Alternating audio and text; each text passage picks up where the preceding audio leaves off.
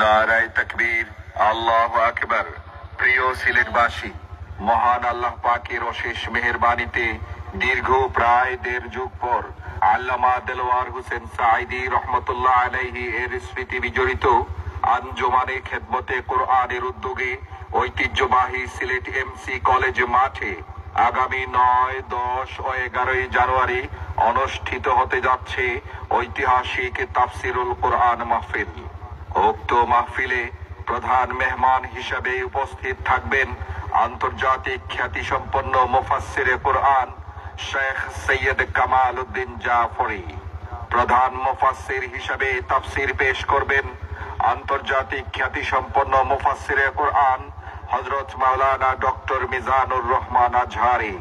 তাফসির পেশ করবেন হযরত মাওলানা মুহাম্মদ শাহ ওয়ালিউল্লাহ, হযরত মাওলানা কামরুল ইসলাম সাঈদ আনসারী, হযরত মাওলানা মুফতি আমির হামজা, হযরত মাওলানা সাদিকুর রহমান আজহারি, হযরত মাওলানা আব্দুল্লাহ আল আমিন।